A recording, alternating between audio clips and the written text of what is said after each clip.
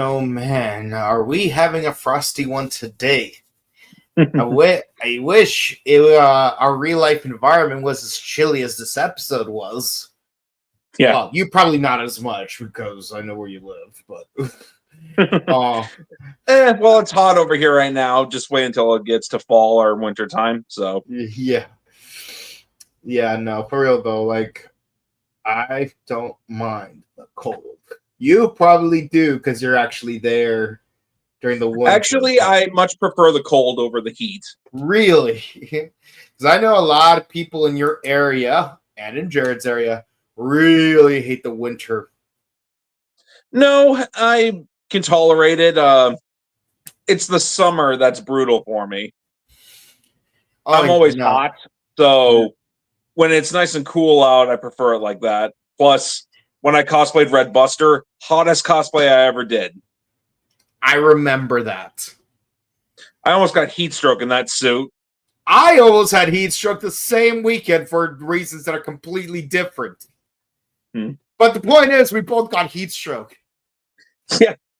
Luckily, my Red Racer suit, if I'm sure you remember, I wore that all day on Saturday last Morphicon, and I was comfortable in that. Yeah, for me, I'm just glad that Miguel let me crash at his hotel room for the weekend that year, because goddamn, like I would not be able to handle that. But no, I'm glad that in the 2 conventions since 4, if you count Pan World Heroes, we've moved all the way back to Pasadena and Burbank that one time. Yeah, but what are we here to discuss? It's none other than Ultraman Omega, Episode 3. Beware of the cold wave. Honestly, I welcome the cold wave. And yes, we're finally introduced to our auxiliary kaiju. Reckiness. We've been teased about. Yep. Reckiness. It's like I could make so many jokes. It's like Reckiness Kawahara. Trying to make kaiju art online. Yeah, that should be a thing. Like you put on like a headgear. It's like Link start, and then you're isekai'd into becoming a kaiju. So Superhuman Samurai Cyber Squad, basically. Gridman. Yeah. Grid art online. Grid art online.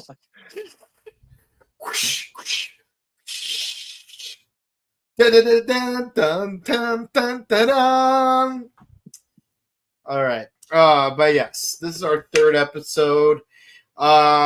We try to answer some questions, and we try to stay ambiguous about it just as much because as a certain paid girlfriend would say, secrets are no fun. Secrets could hurt someone. That's from The Office. Yeah, as opposed to Benjamin Franklin, who, we don't talk about Benjamin Franklin. Not gonna lie though, I actually love the Ben Franklin episode. It's just hilarious. Oh man, he is the guy who was cosplaying as Ben Franklin in that episode was such a scumbag. Yeah, but Elizabeth, she gave us advice and it rhymed, which makes it better. Okay.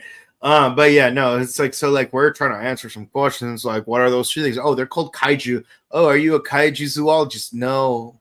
But you have amnesia. Yes. But so how do you know this? I don't. Then why would you say this? I don't know that either. Can I have some ramen? No. Bad Sorota. You keep your mouth shut, Sorota. I'm surprised I remembered his name so quickly. Yeah. Yeah. But yeah, it's and it's like, oh yeah, but the giant, he's not a kaiju. How do you know? Because he has opposable thumbs. So that's kind of cosmic racist, isn't it? Wow.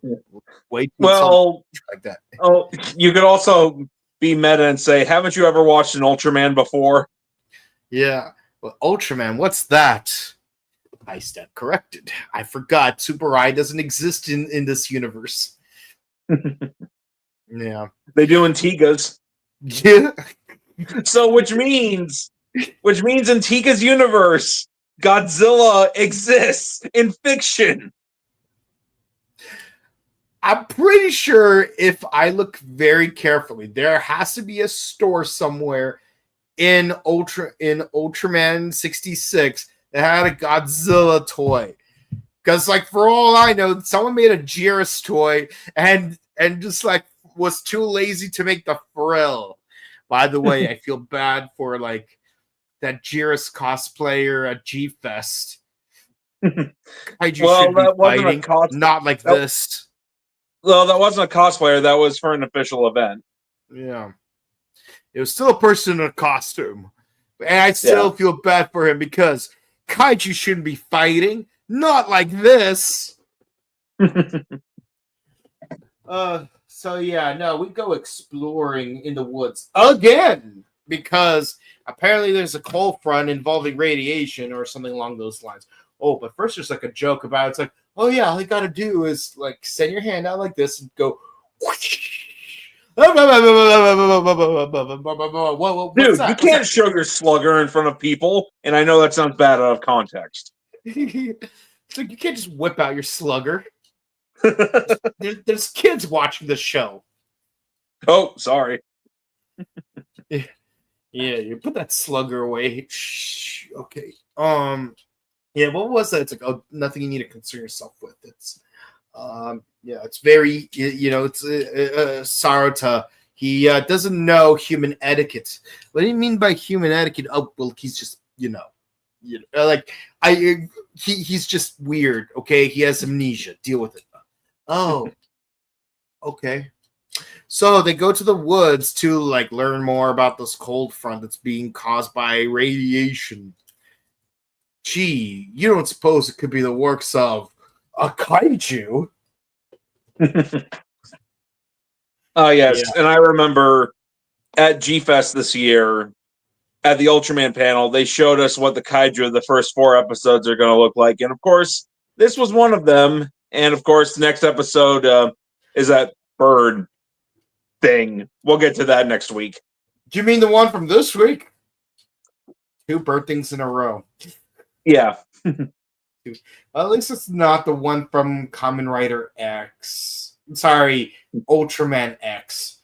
I don't know. Both shows with the word X on them have an enemy that look very inappropriate. Yeah. Oh, yeah, Bird On. Oh, yeah, Bird On. Yeah. Yeah, with the special cheeks. Yeah, the one that you had the Peter Griffin chin. Yeah. Yeah. FCC. Yeah, you can't just have Team Rocket move around with the core fish. Yeah.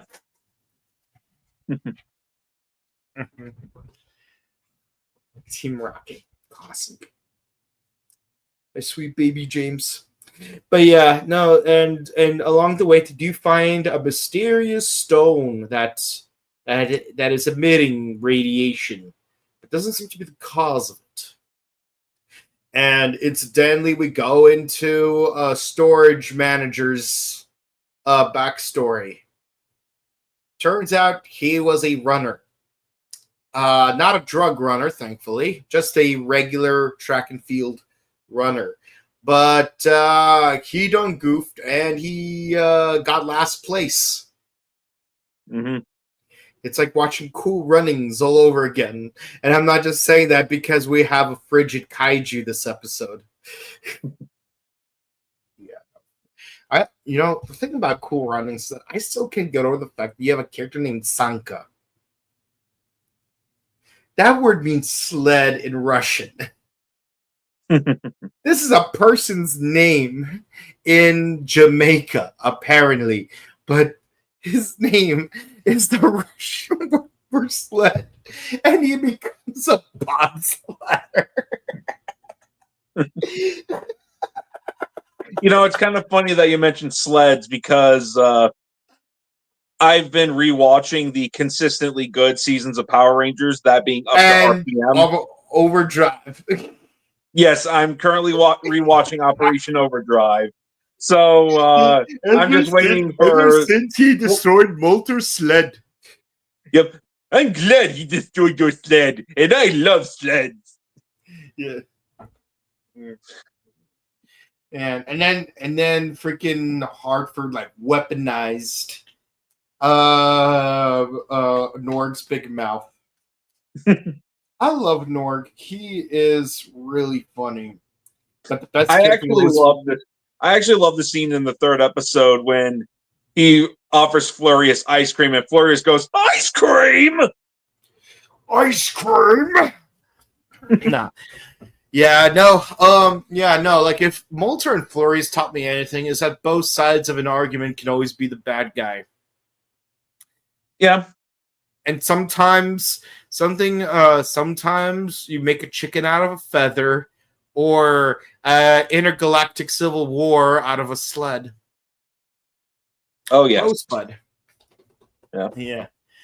No, I love Swedish idioms, even though I only know about a dozen of them. Yeah.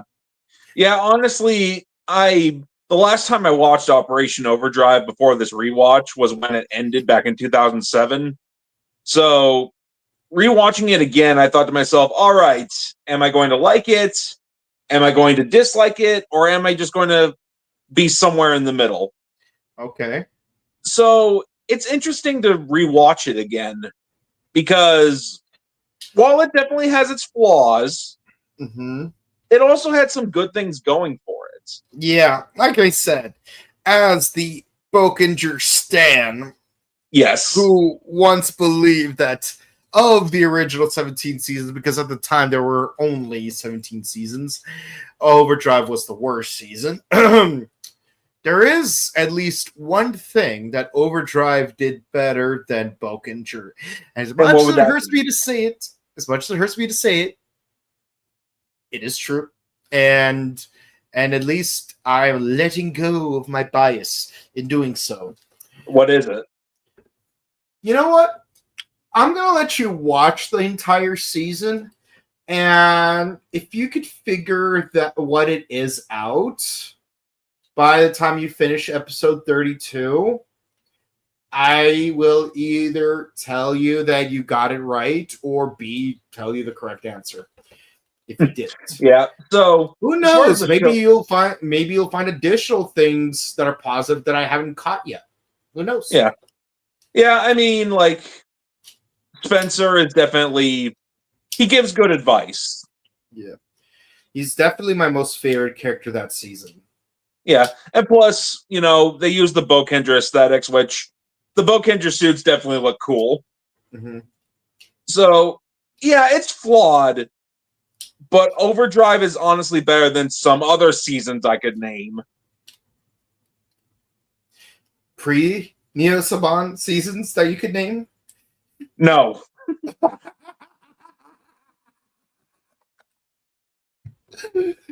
No, I'll just say it like this. I'll say this. Operation Overdrive is better than the vast majority of seasons from Samurai to Cosmic Fury. The only seasons that I like more in the Neo Saban and Hasbro era that I like more than Operation Overdrive would be Dino Charge and Beast Morphers. Other than that, Operation Overdrive is better than Samurai, Megaforce, Ninja Steel, and Dino Fury.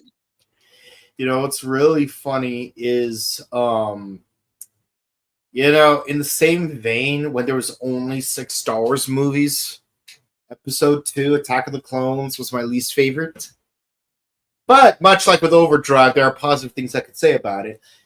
But then when you introduce the new generation, it's like, yeah, no, compared to Last Jedi and Rise of Skywalker, yeah, I'd rather watch Attack of the Clones all over again.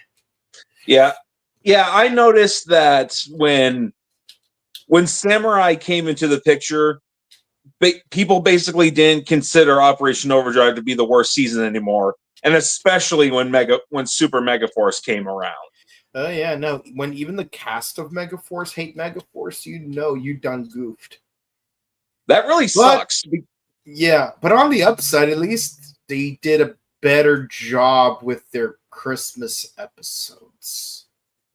I guess.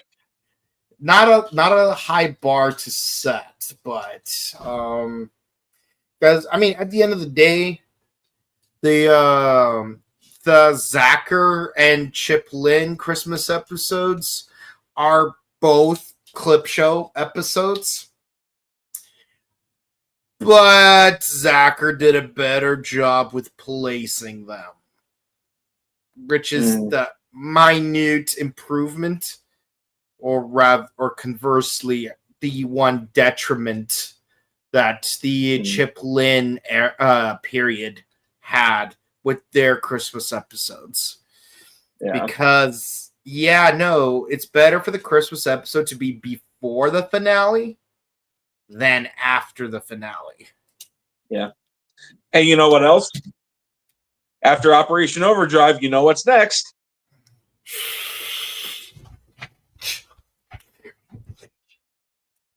This guy's favorite Power Rangers season. Yep. Jungle Beast, Spirit Unleashed. Yeah. Yeah. Or at least in the American version, Jungle Beast, Spirit Unleashed. I'm looking forward to revisiting Jungle Fury. That's another one I haven't seen since it ended. It is insanely rewatchable. Like it's one of those seasons where you could watch on a loop multiple times and still not get sick of it. Yeah. Yeah. Which is why, even though it's objectively not the best season, it's certainly my most favorite. Yeah. Yeah. And it's a perfect opportunity to revisit Ninja Storm if you haven't seen Ninja Storm in a while, because they have a certain vibe that kind of goes together. And yes, both the female ranger, who is pretty much tokenized in those two particular seasons, they were both in Wendy Wu Homecoming Warrior. Yeah. Yeah, well, I obviously already rewatched Ninja Storm before I'm on Operation Overdrive, so I've been rewatching Mighty Morphin through RPM in order. Yeah, no, I totally get it. I've done both. Like, I've watched all 17 seasons in order and all 17 seasons on shuffle, where I would just roll a 20-sided die to decide which random season I will watch next.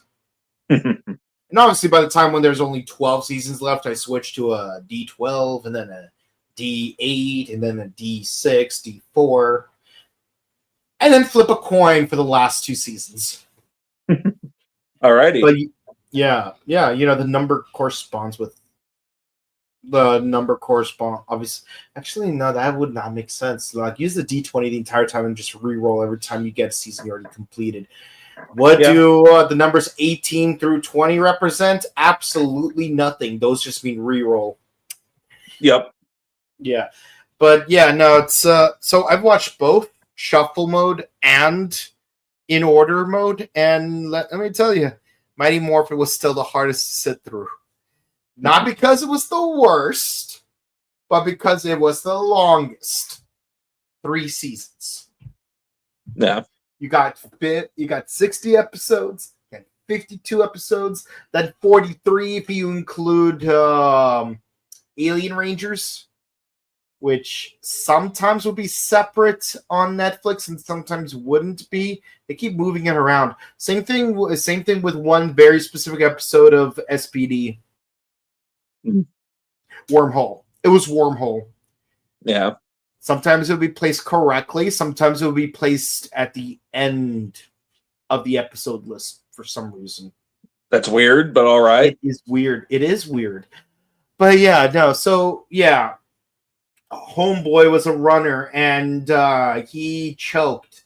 But he's like, but at least I got closure. So now I want to try a bunch of other things in order to see what I'm good at.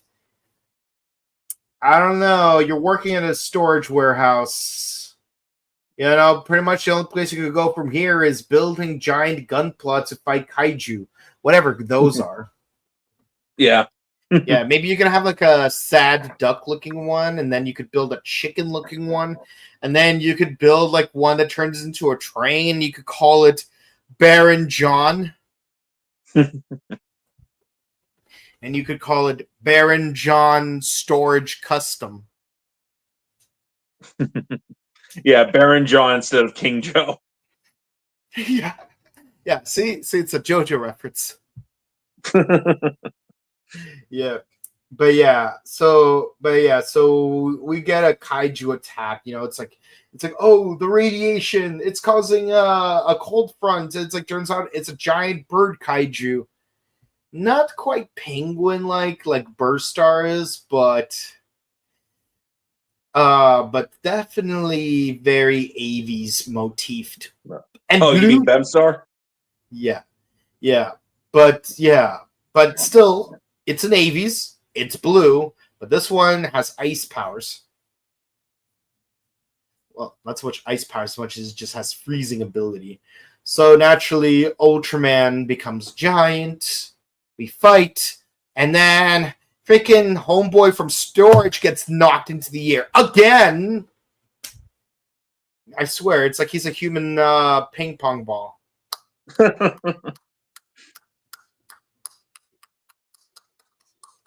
Whoops. But then the thing starts glowing in his arm, so he's like, Digi-Armor energize!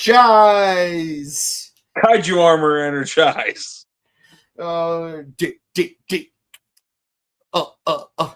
Ultraman, Omega, Ultraman, Omega, Ultraman, oh my God. Omega. Change into a warrior of light to protect the world from the kaiju. Ultraman, Omega. See, it doesn't work when Ultraman is short for Ultraman. Yeah. But yeah, so like he summons what's it called? Reckiness. I'm trying not to say reckless because like Reki, it's like and Ness, you got the rec and S at the end, so it's like reckless, Reckiness, go hard.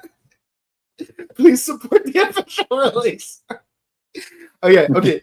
But for real though, it's like, oh yeah, no, like he's brought down to safety, but the kaiju's just like not moving at all. So Ultraman's still fighting solo. It's like, you know, Earth Garon would at least fire some missiles by this point. But yeah, no, Ultraman gets totaled slightly. And only then does Reckiness actually help out slightly.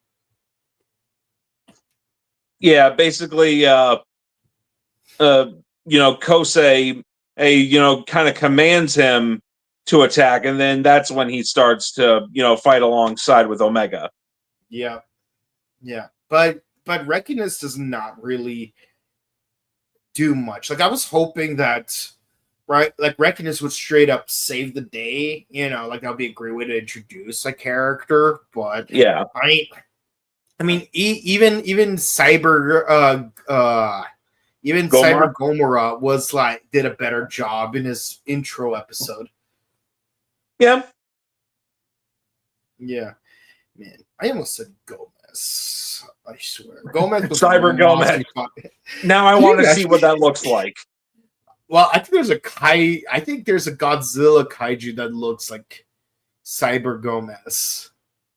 Like it looks like Mecha Godzilla, but with a horn facing forward, just like Gomez. So that may as well be. You know what? Just summon Riser Ross. Yeah, you're right. Just call Riser Ross. Yeah.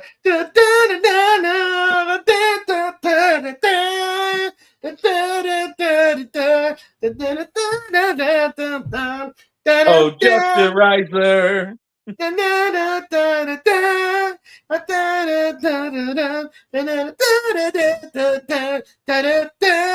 Gensation Justerize. Gensation Justerize. Gensation Justerize. Gensation Justerizer.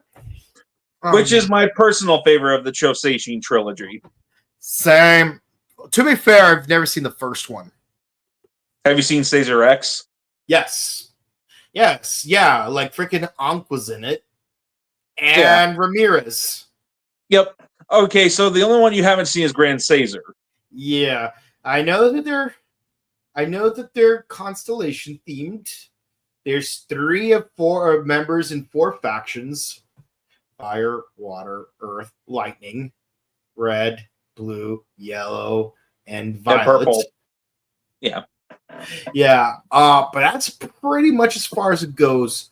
Oh, and there's a Caesar X movie or special where one of the red ones from Grand Caesar and Shota from Justerizer both show up to team up with the Lion Dude.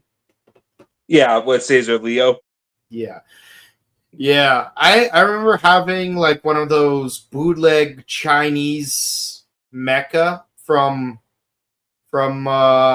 Caesar X. You know, the ones that you get for $5 at Big Lots? Yeah.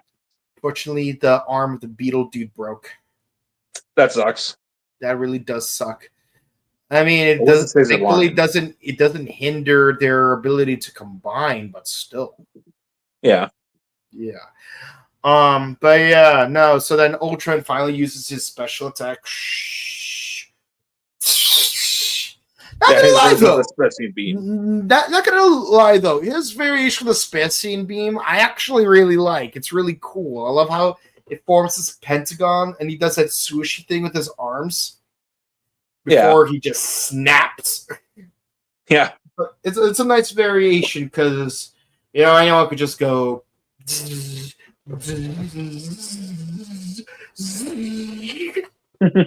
Oh yeah, arc.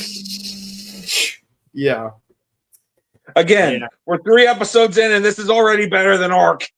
This is probably the episode where I'm gonna have to agree with you. Compare the first 3 episodes of Omega with the first 3 episodes of Arc. Yeah.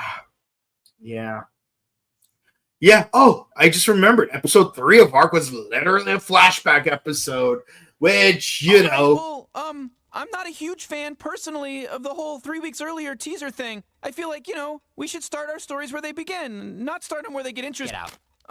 What? Yeah. Yeah. Freaking Arc. It's cool aesthetically, but as a show, it could have been better. Yeah, I still like the Panku box. Oh yeah, the Arc Riser was pretty cool. Yeah, and I did like the cube gimmick. Oh wow, you actually got one of the cubes. Oh no, I got it a while back. I just never bothered to display it very much because, it's Arc. Yeah. It's Arc. What can you do? Yeah, I mean, at least it's his Cosmos form, Like, if I'm going to get one of his form cubes, at least it's one of his better ones, but... Yeah. I wish Blazar had the cool puzzle box, while Arc had the boring wrist piece. Because at least that way you get the best of both worlds. I guess so. Yeah. I do like cubes. Not gonna lie, I'm a cube guy. Mm-hmm. Can't go wrong with the Nintendo GameCube. I actually have a GameCube right here. I have a GameCube as well. Mm-hmm. I have GameCube games right over here, such as Metroid Prime. Or what was probably one of your favorites? Yeah, my second favorite game. Oh. Adventure 2. Dare I say that this is your favorite? Yeah, if it's the Dreamcast version, yes. What's wrong with the GameCube version? Nothing. I just prefer the GameCube. I just prefer the Dreamcast version. If you're going to ask me which one I prefer over the other, but I like both versions. That's interesting because what I like about the DX version is that it comes with like bonus games when you do the missions. Yeah. And of course, who could forget the most goated of all games, the singular game that makes anyone ever get a GameCube for no reason other than getting this game, Pokemon XD. Gale of Darkness. Oh, I have a story about that. You know what happened years ago? Yeah. I caught Shadow Lugia, and then my younger brother sold the game. Do you know how long it takes to actually purify Shadow Lugia? No, because like I said, my brother sold the game before I could beat it. Okay, well, do you want me to tell you how to purify it? Go ahead. So that if you ever get the game, you know, okay, so you need to reach maximum tempo in all 9 purification chambers. So, like, in order to reach your maximum tempo, you need to have 4 Pokemon, the 4 purified Pokemon in each of the 4 segments, and each Pokemon has to be super effective against the next one in the sequence. So, for example, fighting, psychic, ghost, dark, fighting, or let's see. Ground, grass, flying, electric, ground. Just to give you 2 examples. Now you have to do that for all 9 chambers, which means not only do you need at least 36 purified Pokemon, but you need to arrange them in a sequence where they are super effective against each other. And have 0 other Shadow Pokemon in the purification chambers, and then insert Shadow Lugia into any one of those empty chambers. And then it'll be instantly ready to be purified. I see. Yeah. Like if you do anything else and you just put it into a random purification chamber, it won't purify at all. Like at all. You're gonna be waiting for forever. I'm surprised you didn't catch that, but okay. What, Pinkie Pie? Yeah, there you go. But yeah, no, like but if you max tempo in all 9 chambers and keep them empty and then put Lugia into one of them, instant ready for purification. Alrighty. Yeah. In order to get Shadow Dragonite, you need to collect and purify all 149 other Shadow Pokemon. Which means you're going to have to fight Myra B a lot. I hope you like his theme song. Bum, ba-dum, bum, ba-dum, bum, bum, ba-dum. Oh, man. Aesthetically, he's cool, but he is so annoying. But yeah, so yeah, we defeat the kaiju using the variation Specium Beam, and the episode ends with Saruto being super hungry, while also head of storage is also has indigestion. So we're gonna have to get some food, y'all.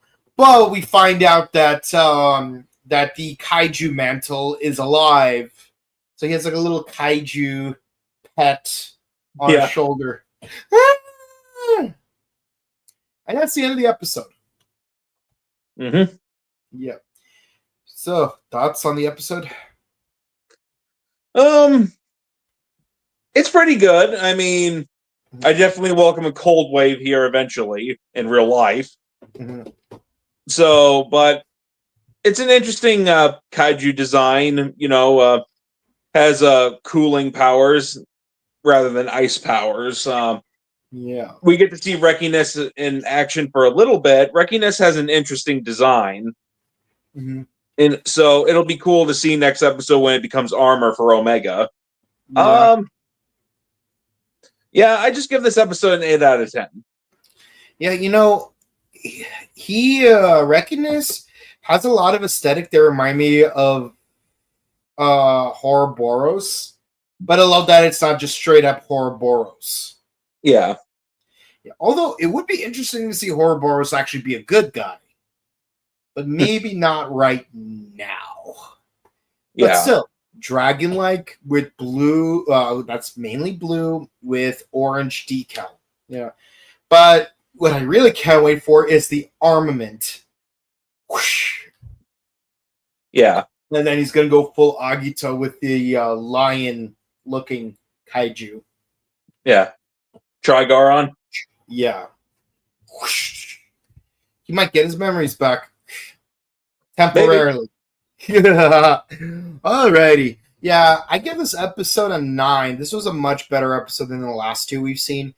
Because we actually get to know more about our supporting cast and we finally see the kaiju that we've been promised for the longest time. Not really sure. Again, Sarata still kind of like a little bland, but he's getting a little bit better. Again, don't want to hate on the actor, but I hate it when some people just overdo it with amnesia because like there was this episode of MacGyver season 2 where MacGyver has amnesia, but the thing is, he still has his jury rigging abilities. He just doesn't remember who he is, or the fact that he has the critical information to stop a bombing at a funeral because someone managed to mold C4 into thread and use it as a tux in a dead person's body. That's the plot of the episode, basically. But yeah, no, it's like MacGyver wasn't like a blank slate. It's like, oh, who am I? I'm going to stare blankly at the camera. No, it's like, no, like he still has personality. He's still sarcastic. He just doesn't remember that he's sarcastic because he's Angus MacGyver, one of the greatest employees the Phoenix Foundation there's ever been. Anywho, but what did you guys think of the episode? You got your score, right? Yeah. All right. Anyway, Arca is your God chart, isn't it? You said it, not me. You said it, not me. Okay. We have a new commenter, Zach Blade. What's going on here? Hi. Okay, so welcome to the UltraQuest podcast, where we discuss all things Ultraman. Obviously, second half of the year, we discuss the latest season of Ultraman, in this case, Omega. And then in the first half of the year, we try to cover as many other older seasons that we can do before the start of the next new season. So some of the seasons we've already done include the original 1966, which is actually the second season of Ultraman, Tiga, X, Rube, Zed, Blazar, Arc, and right now we're doing Omega. So we're making some progress here. Yeah. Making some progress here. And yes, come January, we will be torturing ourselves because we will be going over Cosmos. Well, I haven't seen it yet, so neither have I. It's just the sheer episode count for me. Yeah. And yet somehow Mabius has the most movies. Yeah. Or yeah. People started hating on Nintendo because of the price. Yeah.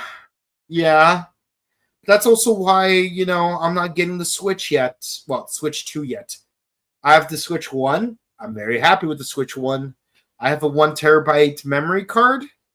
So I could play through the entire Devil May Cry trilogy when I get around to it. Right now I'm playing Mystery Dungeon Red, so it's going to take me a minute. Never played Mystery Dungeon Red or Blue before, so gotta get around to it. I wish they had. I wish I could play. What's it called? Pokemon Conquest, though. Yeah. Kaiju's pet now. Kaiju has always been pet. I mean, have you seen Pigmon? Yeah. Pigmon's such a cutie. Or Cyber Gomora. Or the Dorats in Godzilla versus King Ghidorah. Yeah. Yeah, and I'm pretty sure there's some more. Can you imagine if someone had a Bolton as a pet? A pet Bolton. Yeah. Man. Now I just want to rewatch that Corefish episode of Pokemon just for that reference. Yeah. And of course, that's gonna loop me back to that Excelgar episode of Pokemon Season 15 because, the great Excelgar!